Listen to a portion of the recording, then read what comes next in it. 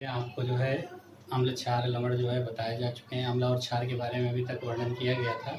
उसके आगे जो है आपको जो है इसमें किसी बच्चे ने पूछा है कि वो रासायनिक समीकरण को संतुलित कैसे करते हैं।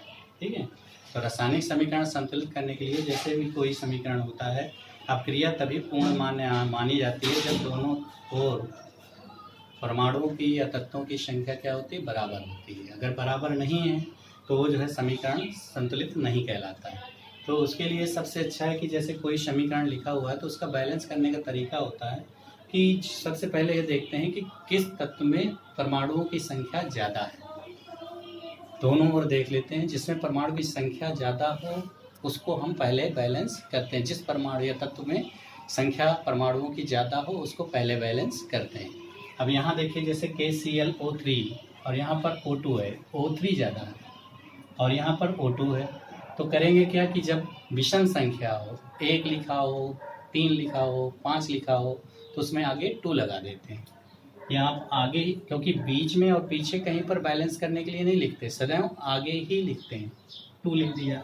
अब इसमें आप देखिए कि जो 2 का मल्टीप्लाई होगा प्रत्येक एलिमेंट पे होगा, K पे भी होगा, Cl पर भी होगा, O पर भी होगा। तो यहाँ पर K कितने हैं, 2, तो इसको बैलेंस करेंगे तो आगे ही लिखेंगे 2K।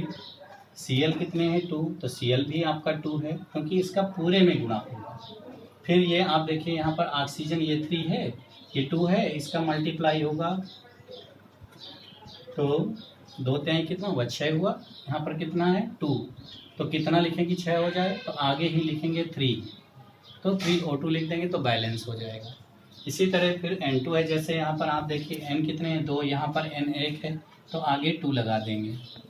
फिर यहाँ देखिए जब N बैलेंस हो गया तो हाइड्रोजन यहाँ कितने हो गए, 2 तिहाई 6, क्योंकि इसका प्रत्येक एलिमेंट पे गुणा होता है, 2 तिहाई 6, तो यहाँ पर हाइड्रोजन कितने 2, तो बैलेंस करने के लिए आगे क्या लगाएंगे 3, तब ये हो गया बैलेंस हो गया। इसी तरह यहाँ देखिए, अब ये क्योंकि आपको मालूम है कि द्विविस्थापन है, 2 यौगिक हैं, आयनों की अदला बदली होती है, तो आपको मालूम है कि Na के साथ क्या जाएगा, Cl जाएगा और Ba के साथ SO4 आएगा। तो BaSO4 तो बन गया, लेकिन फिर Na के साथ Cl तो An2 है, तो आपको मालूम है कि Na में प्लस का 1 होता है, Cl में माइनस का 1 होता है। आवेश बराबर है तो ये बनेगा क्या, NaCl, तो आपने NaCl लिख दिया। लेकिन यहाँ पर Na कितने हैं, 2, तो आगे 2 लग देंगे। फिर यहाँ Na के कितने हुए, 2, तो Cl के भी 2 हो गए, तो Cl भी 2 है, तो कुल मिला के ये बैलेंस हो गया। तो इस प्रकार समीकरण को संतुलित करते हैं। फिर इसके बाद आइए देखिए इसी में आता है pH पैमाना।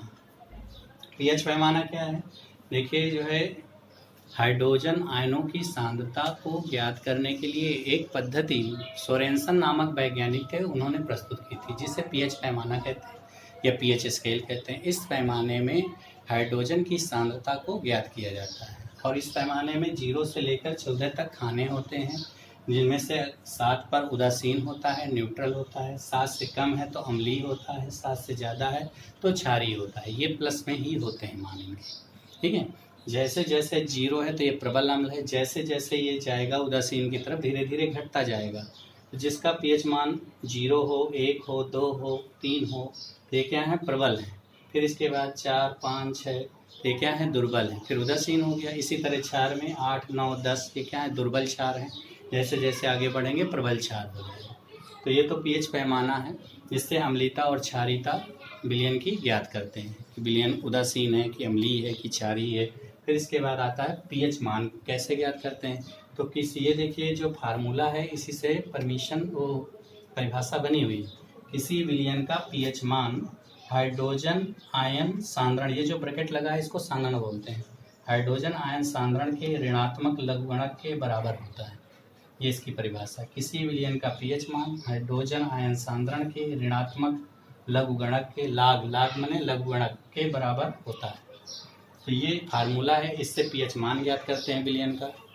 इसके बाद हाइड्रोजन आयन सांद्रता क्या होती है, तो 1 लीटर विलयन में उपस्थित ग्राम आयनों में हाइड्रोजन की मात्रा को या हाइड्रोजन की सांद्रता को हाइड्रोजन आयन सांद्रता कहते हैं। ग्राम आयनों की मात्रा, 1 लीटर विलयन में उपस्थित ग्राम आयनों की मात्रा को हाइड्रोजन आयन सांद्रण कहते हैं।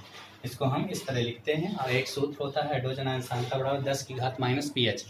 जैसे किसी विलेन का पीएच मान दिया है 5 और उसकी सांद्रता पूछ रहा है, तो इस फार्मूले पे रख देंगे। तो यहाँ पर पीएच मान दिया हुआ 5, तो 10 की घात -5 इसका मात्रक होता है। जब भी सांद्रता किसी का भी निकालें, हाइड्रोक्सिल आयन की सांद्रता निकालें या हाइड्रोजन आयन की सांद्रता, उसका मात्रक मोल प्रति लीटर में लिखते हैं। फिर इसके बाद आता है आयनिक गुणनफल। एक फार्मूला ये भी है, हाइड्रोजन आयन सांद्रता हाइड्रोक्सिल आयन सांद्रता का गुणनफल एक नीतांक होता है। नीतांक मतलब बराबर एक नीतांक होता है, जिसका मान होता है नीतांक का 10 की घात -14 मोल प्रति लीटर। इसमें जब आपको कास्टिक सोडा हाइड्रोक्साइड का कोई भी जो है पीएच मान निकालना हो, हाइड्रोक्साइड अगर दिया है NaOH या कोई विलयन दिया है, हाइड्रोक्सिल विलयन दिया है, तो उसको इस फार्मूले से पहले हाइड्रोजन आयन निकालते हैं, फिर इस फार्मूले पे रख देते हैं पीएच मान पे, तो आ जाएगा। तो ये फार्मूलों से इसके सवाल लगते हैं जो इम्पोर्टेंट्स हैं, बोर्ड परीक्षाओं में पूछे जाते हैं। इसके बाद आता है पीएच का महत्व क्या है। तो देखिए पीएच जो है हमारे शरीर के अंदर या वातावरण में विभिन्न प्रकार की क्रियाओं को संचालित करते हैं, मतलब विभिन्न प्रकार क्रियाओं को नियंत्रित करते हैं। जैसे कि भोजन के पाचन, हमारे पेट में क्या होता है, अमाशय में HCl होता है, हाइड्रोक्लोरिक अम्ल। लेकिन जब ये अम्लता बढ़ जाती है, ज़्यादा खट्टी चीज़ें खाने वगैरह से एसिड बढ़ जाता है, तो एसिडिटी हो जाती है, यानी अम्लता बढ़ जाती है। तो उसके लिए क्या करते हैं हम, एंटासिड का उपयोग करते हैं, ठीक है, जो उसको जो है नॉर्मल करता है। इसी प्रकार दंत क्षय, मुंह का पीएच मान कितना 5.5 तक जब कम होने लगता है, तो उसमें एसिड की मात्रा जब बढ़ने लगेगी तो दांतों में क्षरण शुरू हो जाता है, पीलापन आ जाता है। तो दंत क्षरण के बारे में मतलब जो है उसको क्या करेंगे, तो हम क्या करते हैं, टूथपेस्ट जो मंजन होता है ना, उसमें क्या होता है, कैल्शियम होता है, जब पानी में घुलता है तो क्षारी बन जाता है, तो उसके पीएच की अम्लता को कम कर देता है और दांत साफ हो जाते हैं। इसी प्रकार भूमि की उर्वरा शक्ति को बढ़ाने के लिए जब पीएच मान 5.6 से कम होने लगता है, तो वो जो वर्षा का जो जल होता है, जब उसमें जो है 5.6 से कम होने लगता है, तो वो अम्लीय वर्षा कहलाती है, जिससे जलीय जीव प्रभावित होते हैं। तो पीएच हमारे दैनिक जीवन में इसका बहुत महत्व है पीएच के मान का, और कई चीज़ें हैं जो आपके नोट्स में लिखाए गए हैं। तो इनमें बेसिक चीज़ें तो यही हैं जो आपके नोट्स के माध्यम में दिया गया है, ठीक है। जहाँ पर आपको कोई दिक्कत आती है तो वो पहले आप इमेज से उससे नोट्स बनाइए, उसको आप रीड करिए, फिर उसके बाद उसको लर्न करने के बाद फिर उसको आप तैयार करने के बाद फिर जहाँ जो प्रॉब्लम आ रही है फ़ोन से पूछ लीजिए। ये एक छोटा सा समझाने का प्रयास किया गया है, जो भी दिक्कत हो पूछ लीजिएगा। Thank you.